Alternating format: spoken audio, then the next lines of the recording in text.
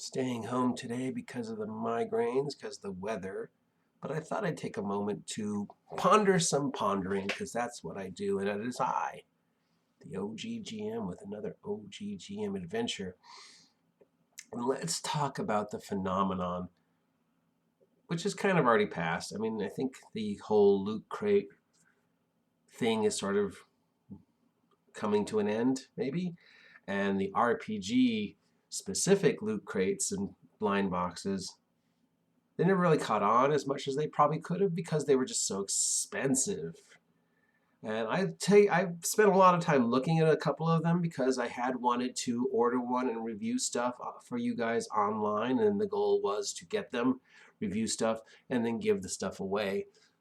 But since I never got any supporters and they're just so expensive, and I spent a lot of time researching them, and I realized most of them are just pretty much all of them are very D&D centric, because D&D is the most popular and has the largest fan base. But, the original Loot Crate has a different theme every month. Some of them were awesome, some of them were awful, but the things relatively usually changed. But the D&D, the role-playing centric ones, are just D&D.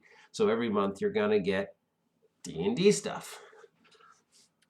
What I was hoping for when I began the investigation was to see if there was one that followed kind of in the original Loot Crate format, but in role-playing games. So each month would have a different theme and feature different role-playing games. Perhaps some of the smaller press games would be a great way to get the, attention to games that weren't D&D.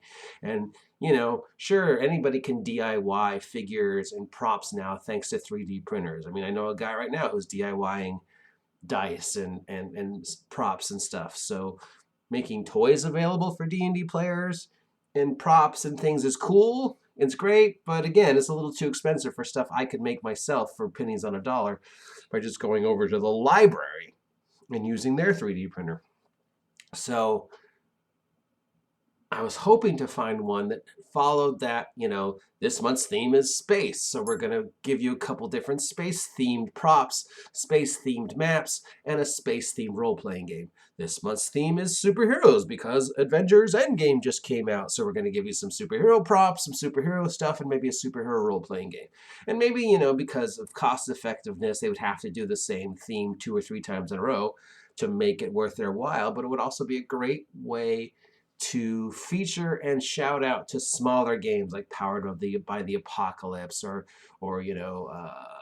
Knave or Into the Odd or the new Star Wars or Stars Without Numbers or Eclipse Phase or whatever, But they're D&D centric, and I can completely understand why they're D&D centric. But on the other hand, I always thought it was a good idea that if you're going to do one of these, to occasionally shout out to other companies. And a t-shirt every month is awesome, but since a lot of the t-shirts look stupid, maybe that was money that could have gone to improving the prop quality, especially with Loot Crate towards the later years. And, a 25-cent tree that you made on your 3D printer is really not worth me spending $45 a month. Game world specific to your in-home campaign, not really useful to me for $35 a month. I'd rather see other role-playing games highlighted with these blind box loot crates, because it's just a great idea to get stuff out there. And every month, again, you could have a different theme and highlight different games. And maybe that's not cost effective. I don't know. Maybe that's why the D&D ones are pretty much all that's out there, because it's easier to get D&D stuff. You're going to sell more D&D stuff. D&D stuff is more cost effective. It just seems to be in your best interest. But Loot Crate, as we've seen, is dying out. The amount of blind boxes out there which are hobby specific, are kind of fading away. We have a lot of ones that do like snacks and crafts and food and beer and hot sauce. I would love to do the hot sauce blind box. But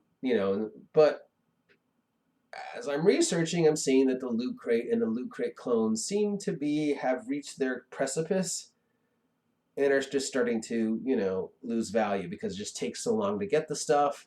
Sometimes the stuff is a disappointment. You don't really know what you're going to get, and then you're like, wow, I got an inflatable crown a plastic lizard that you obviously got at the 99-cent store, and I don't even, and a bobblehead that I'm never going to use. Thanks a lot. That was $45. So I can, there's some cleverness to the idea of blind boxes, but inevitably blind boxes are self-destructive because you just can't keep that support up without making it cost effective. And of course, with a role-playing blind box, the best way to be cost effective is to focus on the game that's going to make you the most money and get you the most fan base and get you the most product for a low amount of money.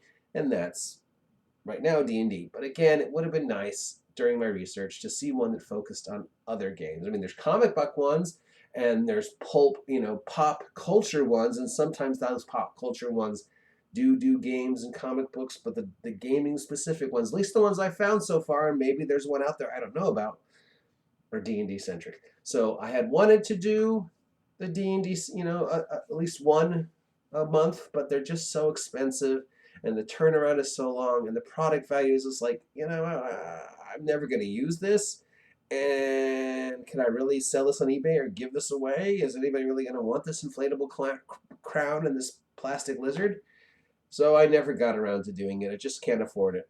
Maybe in the future, should I ever get sponsorship, or something, or people just start sending me stuff free like they do to Questing Beast. I don't know how that guy does it. He just gets free shit all the time. So, closing, because the head is killing me. Is there a blind box out there that does role-playing games, that does other role-playing games besides D&D? And if not, do you think there should be?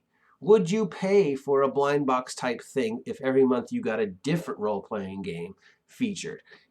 Drive-Thru RPG could do it easily, just, I don't know how expensive that would be. I don't know how cost effective it would be.